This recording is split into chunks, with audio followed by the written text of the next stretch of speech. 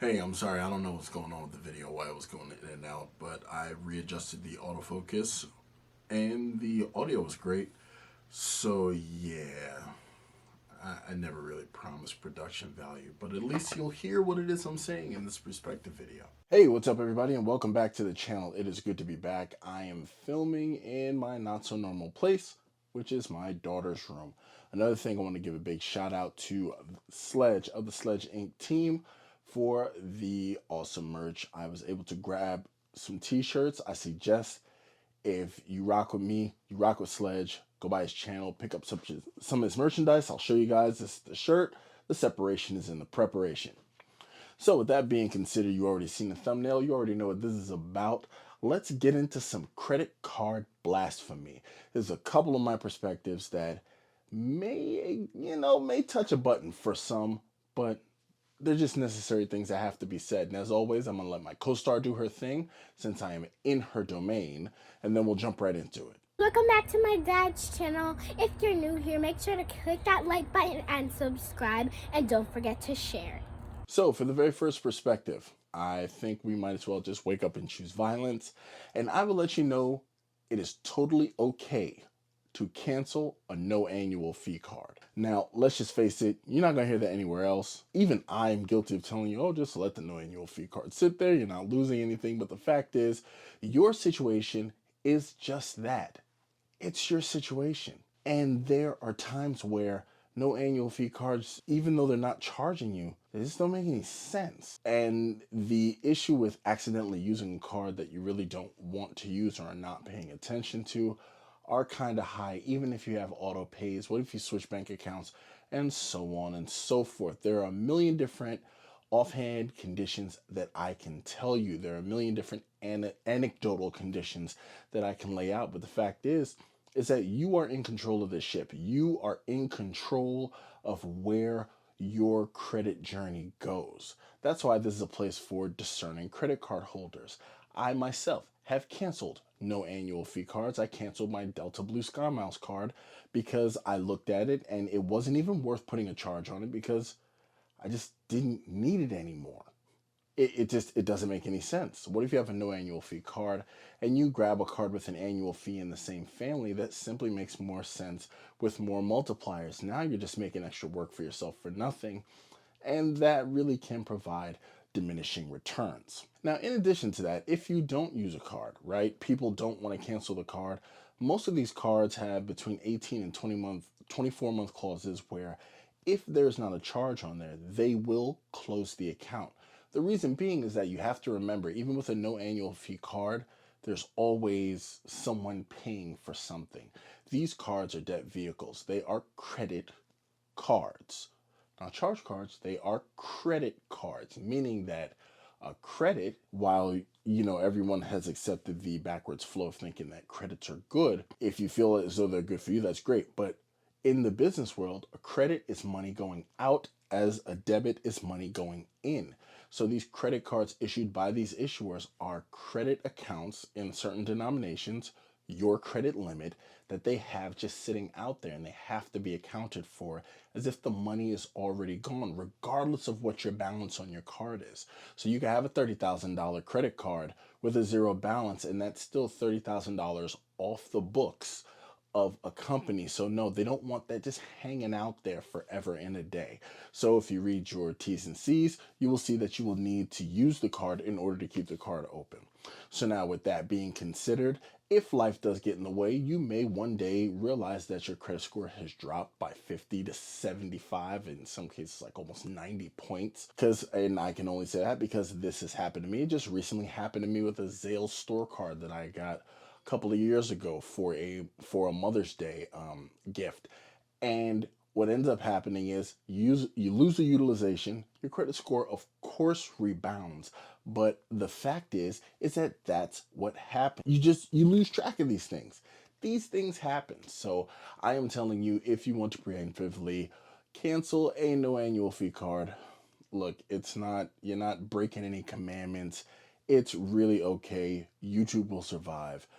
Run your shop the way you want to run it. And please don't forget, as a last bit, no annual fee cards aren't the snooze fest that they used to be. I mean, some of them are pretty bad, but in the case of some, and I'm going to touch on one of my next perspective, they can be powerhouses in their own right. So you actually may want to be more discerning as to how many you're going to keep on the train here, especially if some are vastly overshadowing others. So next up, with the recent devaluation considered, I still feel that the Bilt card, the Bilt MasterCard, is at worst a strong competitor and at best better than the Chase Sapphire Preferred. Now, before you rush to unsub because, oh God, I'm going against the grain once again, why won't he just let it go? The fact is that this is a no annual fee card that literally competes with one of the most popular cards on the market, pound for pound, except there is no sign up bonus. And I understand that. That is a huge part of getting a return. But I challenge you and I challenge the Chase fanboys and the devotees of the House of Diamond to tell me why you got the Chase Sapphire Preferred without using the words travel partner. I'll wait. As a matter of fact, while I wait, why don't you try telling me why you got the card without using the words in branch record high offer of 75,000 UR points? We have time. We sincerely do. But in any case, look, the fact is, I don't know anyone, and I mean anyone, I know a lot of people who uses the CSP as a daily driver.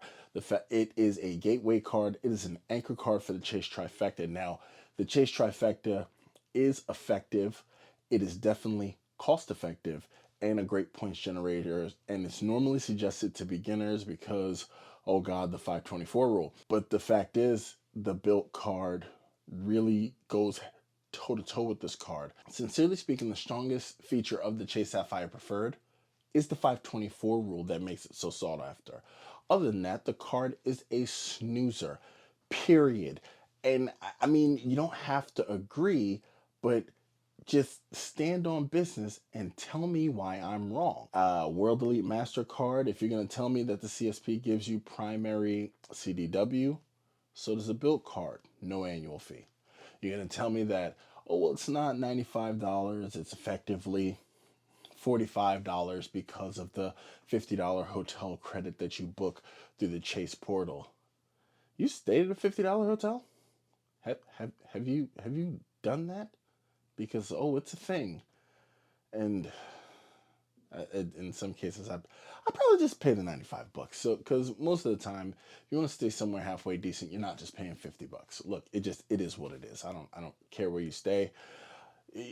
Just don't argue with me. There are travel protections associated as well. The World Elite MasterCard level assigns those protections to the Bilt card as well. The Bilt card, as a matter of fact, you don't even have to have the card to get into the ecosystem. It has comparable travel partners. They have some of the same exact ones with one-to-one travel.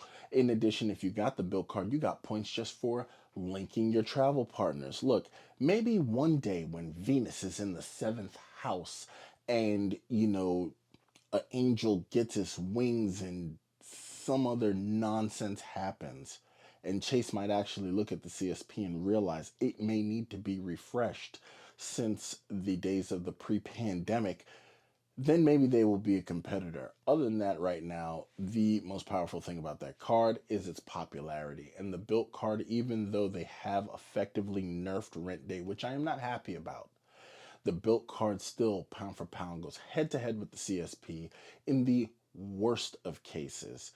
And there's just no getting around it. And if you want some great ideas about videos where people have actually outlined where cards with no annual fee are actually great competitors and or equals or even surpass cards with annual fees, you can check out these two videos right here. See how there's an early pointy thing by Luke's and Points and Miles and R Squared Travel Credit, where they outline how either Bilt is, a competitor with the CSP, so there's a little inspiration there, credit given.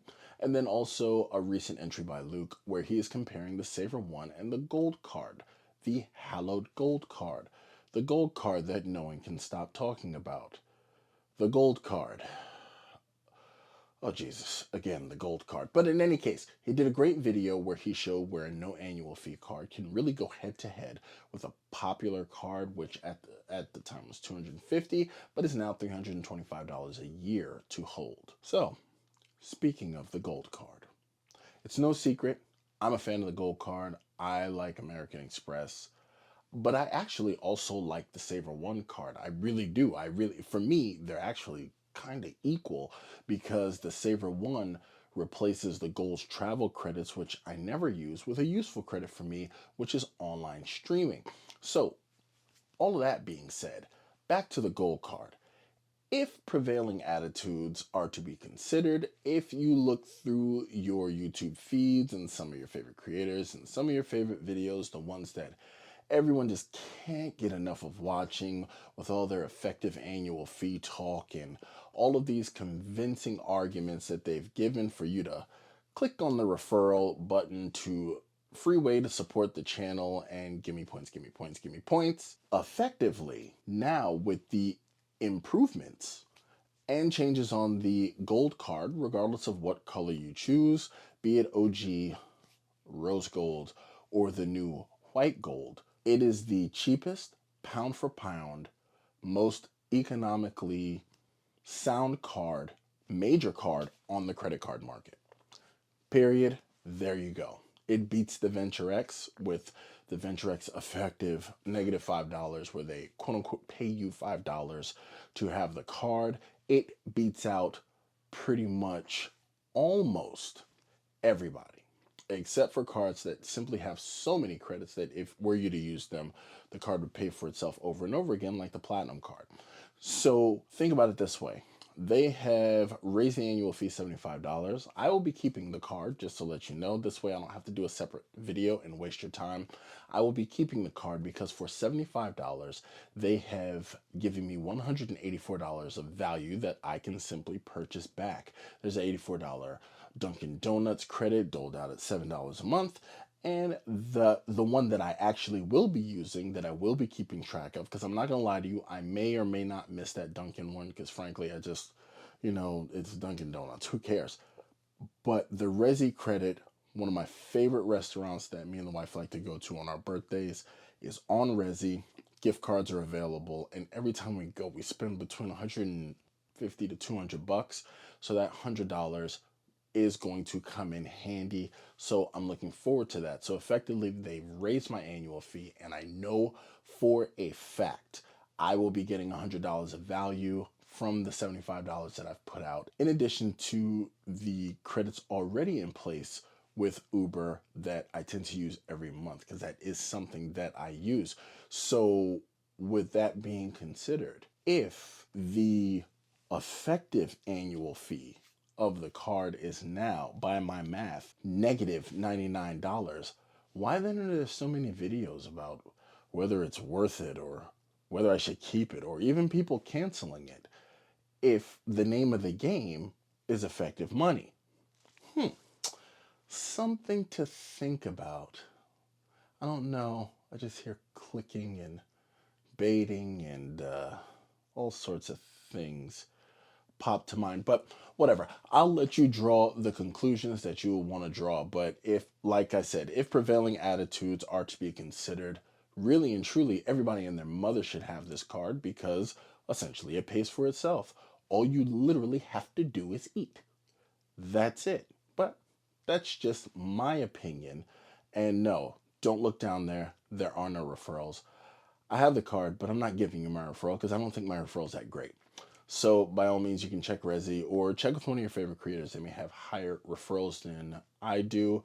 You can check in the credit community or the venture capital Discord, where people share referrals all the time. I will not share anything with you that I think you can get better value anywhere else.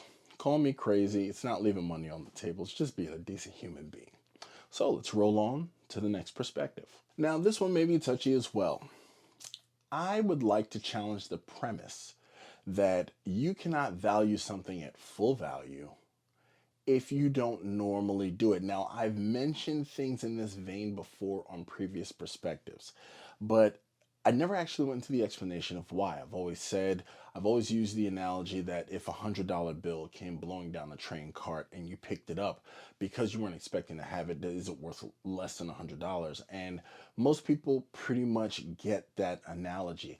But here's another one for you. The fact is that if I have a credit card, if I have a instrument which exposes me to new services and or things that I didn't even know that I would be interested in, wouldn't then that value be inherent? You know what I mean? It doesn't have to always be explicit. Sometimes implicity wins the game.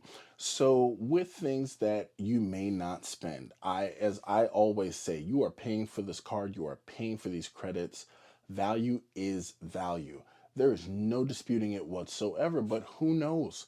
Maybe, with the new credits and new Resi credits with the gold, I could find that I am a purveyor and a lover of the finest of Mongolian cuisines.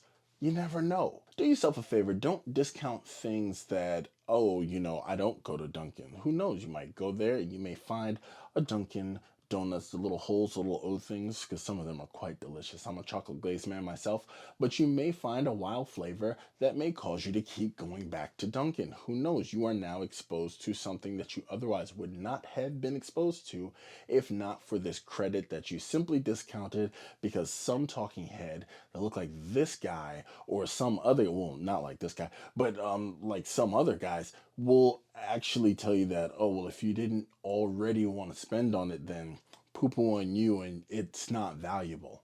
It is still valuable. I stand steadfast in the idea that while overspending is never, never, never, ever anything that I would ever suggest to any of you, we also don't live in a vacuum. There's a whole big world out there, and it's not all just lounge access and Uber credits. There are other things going on as well. So you may want to think about that. Maybe exposure to other things could help. Your Amex offers, your Chase offers, Bank of America deals, your Wells Fargo offers. They too will expose you to things and deals that you may find useful. And that's not even counting companion apps like Max Rewards and the like. So just wanted to share that opinion with you, and let's see how you receive it. So as always, I like to end these things with a YouTube perspective. And here it is. You ever wonder why your favorite creator gets on your nerves now, and me included? You ever wonder why your favorite creator is kind of like, this I don't know this new stuff that they're doing, or kind of fell off a cliff and is really kind of like clicky and baity and just kind of annoying, and in some cases can become unwatchable? Well, I'll tell you why. Now, I am a huge purveyor of smaller channels. I tell people all the time who want to start a channel, just do it. It's free. Take a chance. Hey, if you like it, great. If you don't, great. But always take the chance. You never know what you could be. You never know what you could become or what effect you could have on the community. But the fact is that while the race to monetization is feverish with the mix of watch hours and subscribers needed in order to join the YouTube Partner Program, once you join the program, and this is where I lift the veil here, subscribers don't matter. It is all about views. I am just keeping it very, very, very real with you. Everything gets poured into views, and that's simply how the YouTube pay structure works. So the more views you have, the more sponsorships you get. The more views you have, the more money you make on AdSense.